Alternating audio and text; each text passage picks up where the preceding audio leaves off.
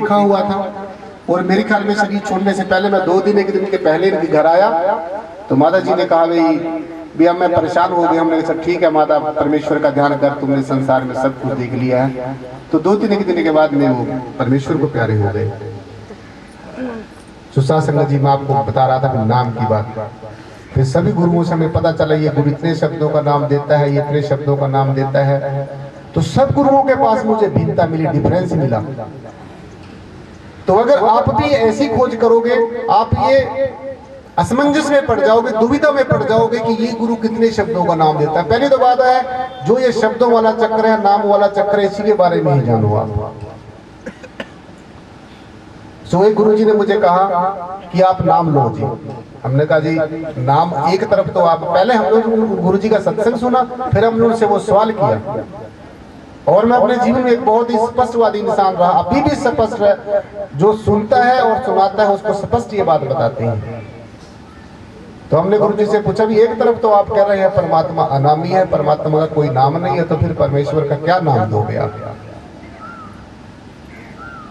मेरा कहने का भाव कि जितने भी गुरु हैं, जितने भी संत महात्मा हैं, वो नाम के लेवल के ऊपर भी भिन्न भिन्न है। इसलिए मैं इस निष्कर्ष पे पहुंचा कि परमात्मा का कोई विशेष नाम नहीं, परमात्मा वास्तव में अनामी है। भाई देखिए ना, गुरु नानक साहब ने जैसे हमें कहा कि रूप न रेख न रंग त्रय गुण से प्रभु भिन्न। जिस चीज का कोई रंग नहीं है, कोई रूप नहीं है, कोई आकार नहीं है, जो तीनों गुणों से भिन्न है, उसका क्या नाम ले सकते हैं? देखिए ये जो बॉडी है, ये शरीर है, इसका रंग भी है, रूप भी है, आकार भी है, इसके अंदर तीनों के 3 गुण भी है, इसका कोई नाम है, इस शरीर का नाम है। और जब ये शरीर खत्म हो जाएगा, जब ये शरीर खत्म हो जाएगा, इसके साथ इसका रंग भी खत्म हो जाएगा, रूप भी खत्म हो जाएगा, आकार भी खत्म हो जाएगा, नाम भी खत्म हो जाएगा, तो क्या रह जाएगा? अब सोच लेना, आप विचार कर लेना कि क्या रह जाएगा। तो इसलिए रंग रूप और आकार से बनी हुई जितनी चीजें हैं वो परमात्मा नहीं हो सकती, क्योंकि वो समय के अनुसार टूटेंगी, फूटेंगी, खत्म होंगी।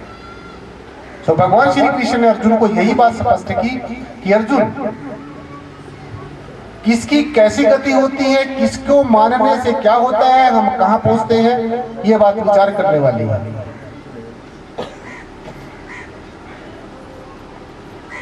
सुनिए आपको क्या बात कही और फिर आप विचार करना कि हम क्या वही काम कर रहे हैं, उन्हीं पद चिन्हों पे चल रहे हैं जिनमें हमारे गुरुओं ने कहा, हमारे संत महापुरुषों ने कहा।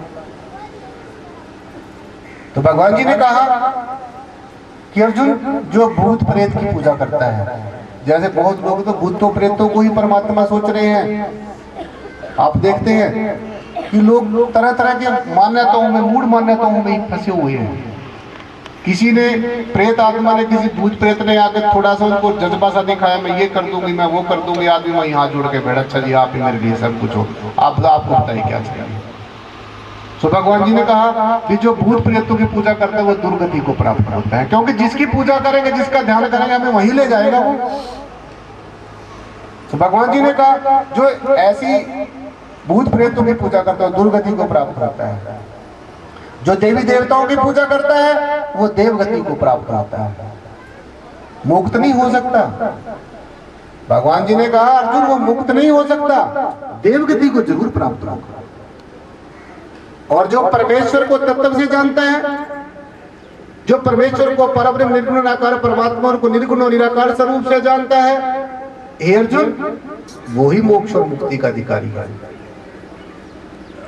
जो तत्व से जानता है, निर्गुण निराकार रूप से जानता है, वो मुझ में है और मैं उसमें हूं, और वो ही मोक्ष का अधिकारी है।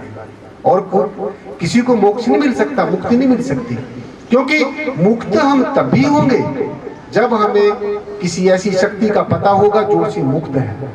और मुक्त सिर्फ संसार में, मैं आपको बता दूं, एक सिर्फ परमात्मा ही मुक्त है। और परमात्मा क्या है? जो रंग रूप आकार से परे, अर्थात जो निराकार है। भाई जिसका कोई रंग रूप आकार नहीं है वो कभी खत्म भी नहीं होगा। सो इसलिए जब हमने ये देखा कि यार हमने कभी भगवान देखा तो है नहीं है, तो हम परमात्मा का कैसे ध्यान कर सकते हैं? जैसे आपको अगर कह दिया जाए भाई परमात्मा का ध्यान करो, तो लोग क्या सोचते हैं, आंखें बंद करके बैठ जाते हैं। ऐसे आंखें बंद करके बैठ गए तो हम सोचते हैं भगवान का ध्यान कर रहा है। कोई जरूरी नहीं है। आंखें बंद करके शायद कोई किसी के घर में चोरी करने की प्लानिंग बना रहा हो, भी किस तरह से चोरी करनी है, ऐसा भी हो सकता है। कोई किसी को लूटने की कोशिश में लगा हो, वो प्लानिंग बना रहा हो कि कैसे लूटा जाए, आंखें बंद करके सोच रहा हो, विचार कर रहा हो। कोई किसी को और भ्रम में डालने की कोशिश कर रहा हो। तो मात्र आंखें बंद करके बैठना परमात्मा का ध्यान करना नहीं है। तो परमात्मा का ध्यान आप कब कर सकोगे? जब पहले आपने परमात्मा को देखा होगा। जैसे मास्टर जी हमारे सामने बैठे हैं, हम इनको देख रहे हैं। इनका हम चाहे हजारों कोस पर जाकर भी ध्यान कर ले तो वहां पर भी इनका ध्यान कर लेंगे। और अगर हमने मास्टर जी को देखा ही नहीं है तो फिर हम इनका ध्यान नहीं कर सकेंगे। कहने का भाव, पहले परमात्मा को देखो। इन खुली आंखों से जो ये परमात्मा ने सृष्टि देखने के लिए आंखें दी हैं, इनसे परमात्मा को भी देख सकते हैं। पहले परमात्मा को खुली आंखों से देखो, पहचान करो। और जो ये पीछे मेरे आप ये बैनर पढ़ रहे हो निराकारी जागृति मिशन का, इसमें सबसे पहले परमात्मा को आमने सामने बिठाकर खुली आंखों से दर्शन कराया जाता है, पहचान कराई जाती है कि ये इंसान, ये जो परमात्मा है तेरे सामने खड़ा है। इस सारे के सारे ब्रह्मांड में एक ये निराकार सत्ता समाई हुई है। ये साकार है, ये निराकार है। ये साकार इस निराकार से पैदा हो रहा होता है, अंत में इसी में समा जाता है। इतना हमारे परमात्मा नजदीक है, इतनी संसार की कोई चीज भी नजदीक नहीं है।